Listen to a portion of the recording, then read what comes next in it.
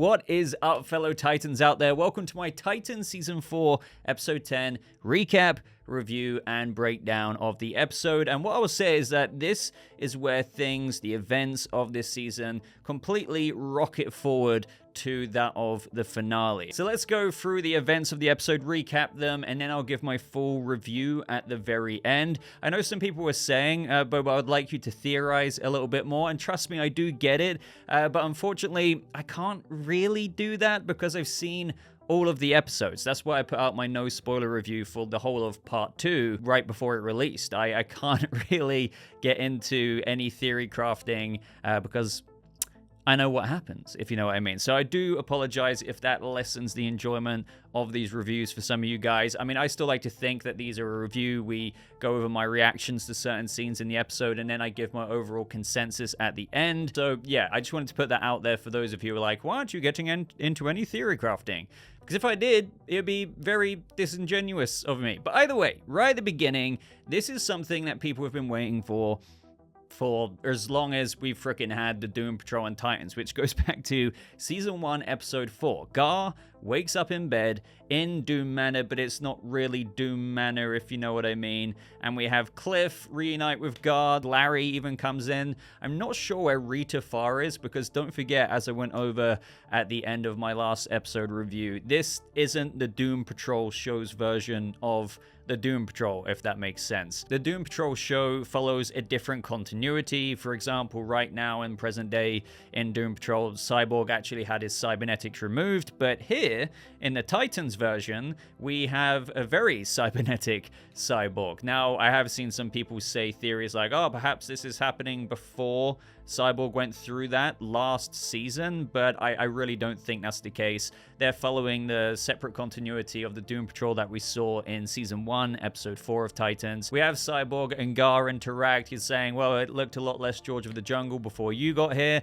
We have some of that Doom Patrol typical comedic lines of Cliff talking about mowing Mother Nature's bush because he's just been trying to keep all of this kind of plant life down, because for some reason, ever since they've been here in this other version of Doom Manor, it's completely overtaken by nature. But this is where we cut to Sebastian and Superboy. But before I get into that, one thing I will say is, as much as I really did enjoy the Doom Patrol this episode, it felt like almost these very tonally opposite scenes in the episode to what else was going on. Like, meanwhile, you know, we have the Doom Patrol doing this, and, you know, you have a lot of the Doom Patrol comedy. Obviously, this was a bit of an introspective time for Kory and what happened there. But then on the other side of things, you have Sebastian getting very power drunk, basically almost killing, or if not actually killing, people around the world, involving children. So, do you know what I mean? The tones were very strange, but I suppose it's just a fallout from the Beast Boy episode. And as I said in my no spoilers review, I do feel like, given that these were the final episodes of Titans, they just kind of really wanted to throw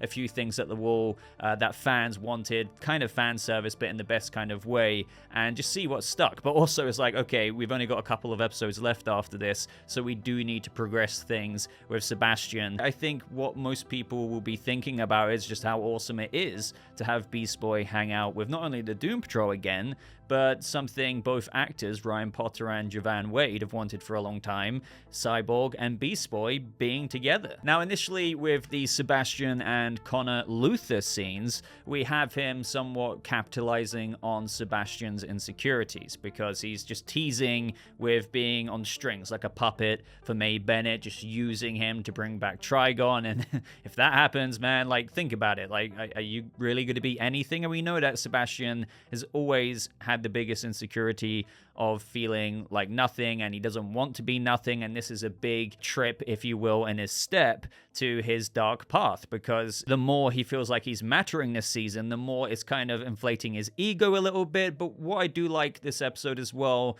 and the episodes before this, you do see the conflict there as well, because Sebastian didn't start off like a diabolical evil man, if you know what I mean. So there is some reservations there, but even though he's getting power, ever since he's ascended from the blood pit in episode 6 and, well, the start of episode 7, there is, you know, a little bit of that dark side corruption. I keep going with the Star Wars analogy, but it's very true. In this initial scene between him and Connor, he was just talking about his ambition to change the world and bring people together.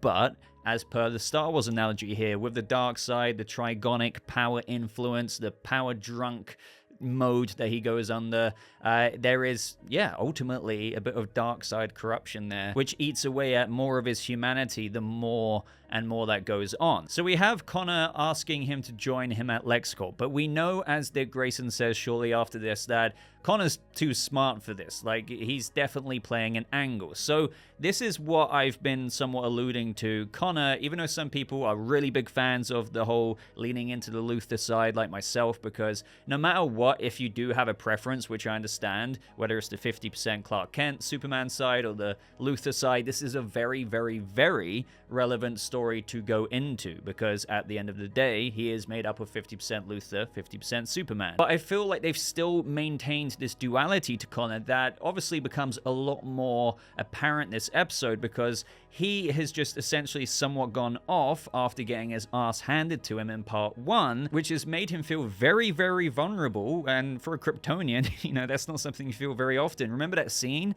when he was about to laser off his hair? It was basically like crying his eyes out, but then he kind of just, went Smeagol to Gollum mode and let the more Luthor side take over, because I suppose he felt like, hey, haven't really given that a crack, let's go into Luthor mode with full conviction. And of course, he has the best intentions with it, it's just at the same time, he's gonna have to tap into a bit of Luthor mode for the time being. But as we find out this episode, it is ultimately to get close to Sebastian, control him, and also, I suppose, keep him distracted while he can find a way to ultimately stop him. So the Superboy, like actual Connor, is still there. It's just he has the luxury of leaning into both heritages, if that makes sense. And Luthor, to him right now, is getting the job done. So I'm personally really enjoying the Connor Kent storyline, or Connor Luthor storyline right now.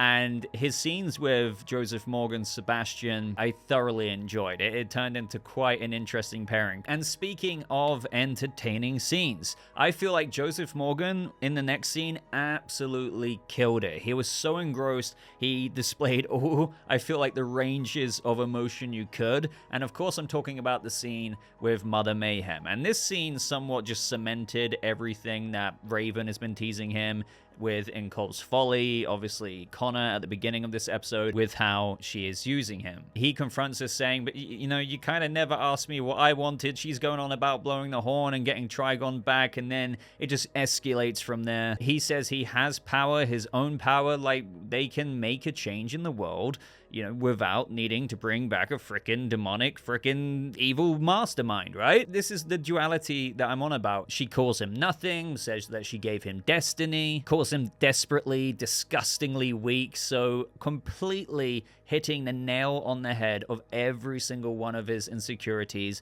And it got up until the point of when we had Sebastian just release this unrelenting rage, and his power was sent out, and we had frickin' Mother Mayhem burn like a bloody witch. So this was something that I think we saw coming. I remember going over in my trailer breakdown before I even saw any of these episodes. I was like, I'm telling you now, like, she's dying.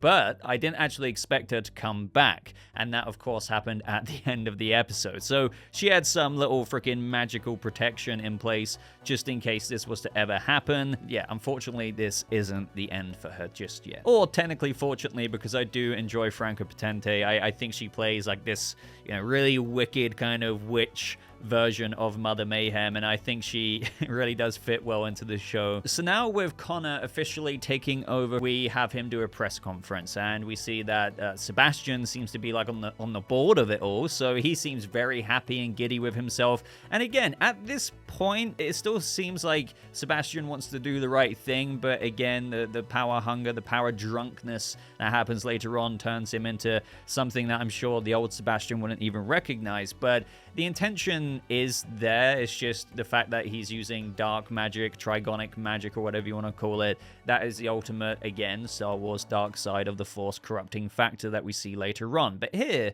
you see him feeling seen, accepted. Everyone was right about his mum. He's finally in a place of importance, and Connor is helping him deliver his dream that he was rejected from in episodes prior when we saw him make that pitch and everyone just basically took the piss out of him. So the Titans are watching this on TV, but the thing is, while they're figuring out what to do with Sebastian and what's going on with Connor, they don't want Raven to get involved, because after what they saw in Cole's Folly, when Sebastian bled, obviously Raven bled as well. So if they do ever get a chance to go up against him, they don't necessarily want her involved, because that could mean that she dies. Now, at the same time, I don't really know how I feel about this, and I feel like I've thought about it, and I don't think it's particularly nitpicky, because we've got the precedent set that Raven won't be injured, or should I say even Sebastian won't, if somebody else kills one of them. So do you remember how we had Mother Mayhem instruct the people in Cole's Folly, the corrupt cops that they had, to kill Raven? Obviously, Sebastian couldn't do it himself, because then that would injure him, but it seems as though other people can do it instead.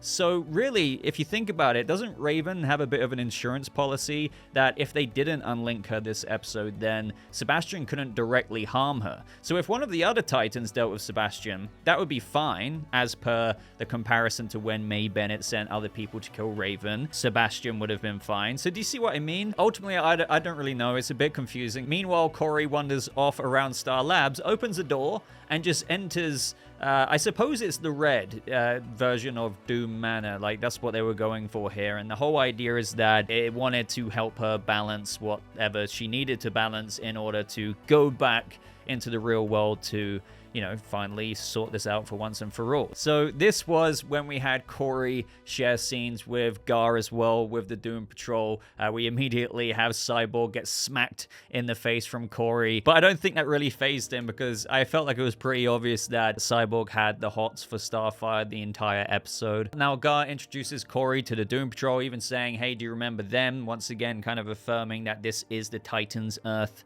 version of Doom Patrol. Meanwhile, with Sebastian and Connor, this is when Connor introduces Sebastian to the programmer's playhouse. He's basically implemented his game code. Once he reviews it, they distribute it to anything running Lex OS, even though he's a bit insecure at first, because as per Sebastian, he got turned down from his pitch beforehand. He's about to put it out there in the world, so what if people don't like it? He's going to be the laughingstock of the world. But sometime later, we have Sebastian reflecting on the words that Mother Mayhem said to him, calling him nothing, just mocking him. So he's out to prove himself now more than ever. So he holds his hand out over the computer console and says Azarath, Metreon, and Zinthos, and it basically infuses this magic with technology. Now, initially, I was just a bit like, you know, but at the same time, I'm not really going to question it. This is a world with magic, so I suppose it can infuse technology with a somewhat Church of Blood trigonic ritual stamp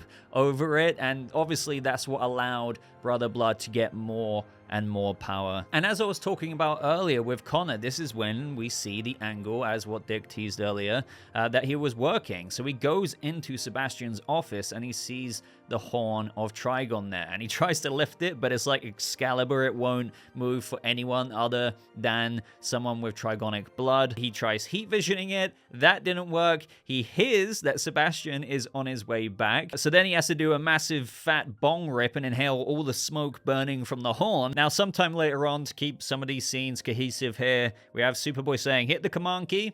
He's freaking all over the world. His game, Abraxas. So this is when the game goes live. We even have Bernard in Star Labs getting informed that the game has already become a global phenomenon. Don't forget, just within 8 hours, the reason for that is because it's also infused with trigonic magic here. So everyone's getting addicted. I really enjoyed the montage that they did here of Sebastian just having a great time to reacting to everyone playing his game. Obviously, this is once again fueling his ego, his success. His dream is coming to fruition, but it's also tainted through the magic ritual that he's applied to, I suppose, the technology of it all. Meanwhile, we had Mercy Graves text Connor that the horn is indestructible. You need to get away from him. You don't have control of this, but Connor's very adamant that, well, he's close to me, so at least I have somewhat control there of distracting him. But one thing that I was a little bit confused about, maybe again I'm missing something, but when we saw Connor go to Mercy Graves a couple of episodes back, she said that,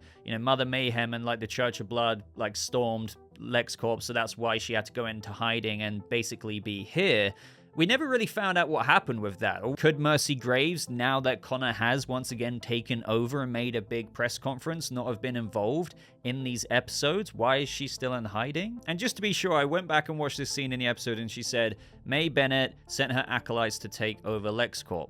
They were messy but effective. So yeah, it would have been cool to see something with Connor picking up on that and maybe getting rid of them. But instead, by the time we see him there doesn't seem to be any acolytes having taken over LexCorp. Now, as for Dick and Raven's storyline this episode, things got a bit strange because he showed her this Glavis Noctum, translates to the Key of Night. So it's this black magic. Raven seems to be a little bit familiar with it. He said he spoke to his friend in London, and I'm wondering if that could be Constantine, but at the same time, I don't get why they wouldn't mention Constantine if they've mentioned him several times already this episode. So let me know if you think of any other British magic user who could be helping out Dick Grayson. So they go to this warehouse-esque location, and there's this somewhat other dark magic user who's a friend of Dick's friend in England, I suppose, and she helps them through the ritual. I like the lines that she said with regards to how there's this blade that will only take form if he has like enough faith,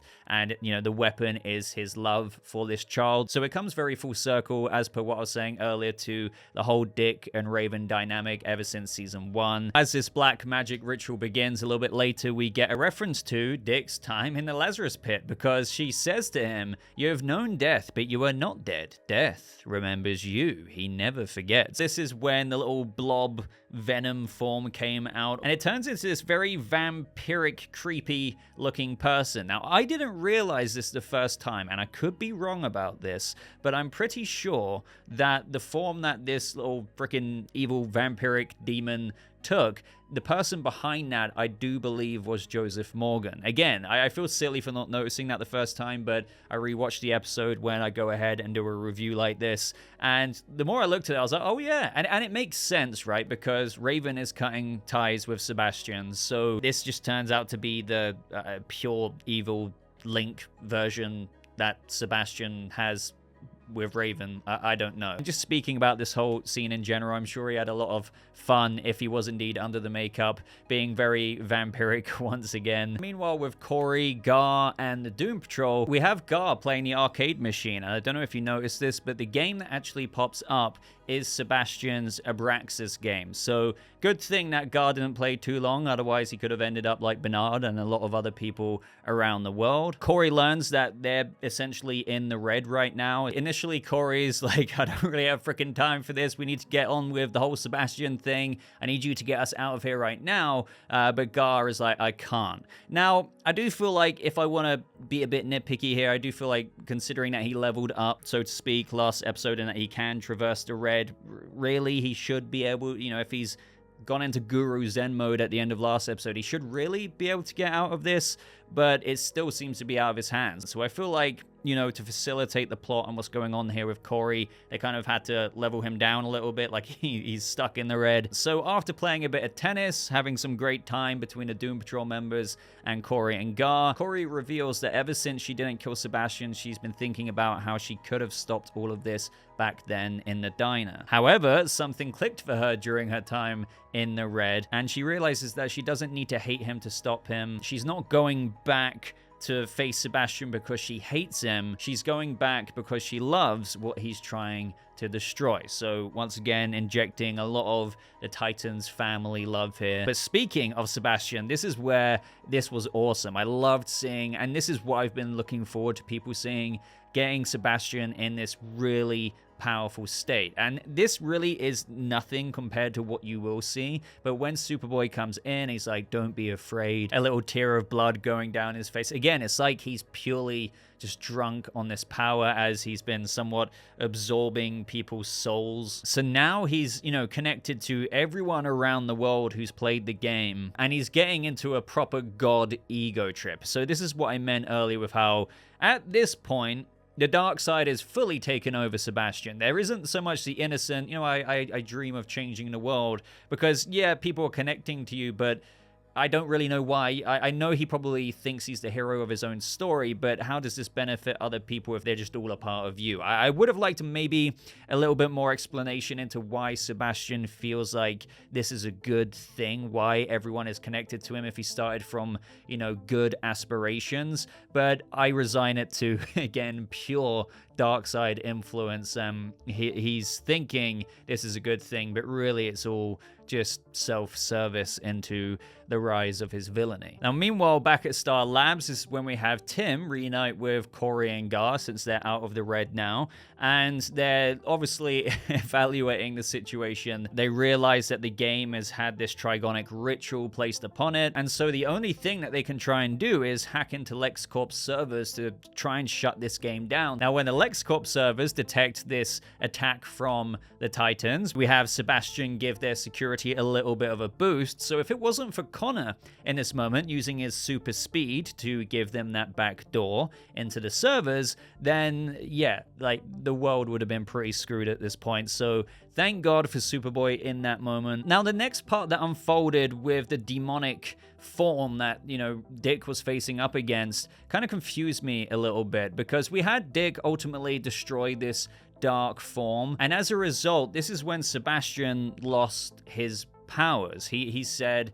you know, it's all gone, my game, because the Titans obviously succeeded there. But not only that, his powers. He says, oh, Rachel, I can't feel her anymore. Fair enough, you know, his link had been severed from, you know, the daughter of Trigon. They're both linked that way. That is now broken. Now, the reason why this confused me a little bit, and I'm not sure if it makes so much sense unless maybe you guys can point something out that I'm missing, I'm not sure why cutting ties with Raven stops his power. I understand that the demonic form Dick bested was technically, you know, a version of Brother Blood, the somewhat manifestation of Sebastian's link to her, but he entered the blood pit. He has a connection with Trigon because he is the son of Trigon, just like how Raven is the daughter of Trigon. You know, what was the whole point of ascending in the blood pit if, you know, as soon as he gets cut off from Raven, he has no juice left? Doesn't he come with any Trigonic blessing of powers individually, like Raven does? Like, Raven still got her powers? I don't know. I just feel like they don't really explain it very well. I mean, obviously, it's not totally over for Sebastian, because as you guys know, and this isn't even spoilers, he has like a whole Brother Blood suit, and obviously he has displays of power in the future. But as of right now, there are no powers. He's had the link cut from Raven, and for some reason that gives him nothing left, even after absorbing all that juice from people around the world. Like, I'm just saying that I do think he should have his own power set even when he has no link to Raven. But apparently he's nothing without that link to Raven. Sorry, Sebastian, didn't mean to call you nothing.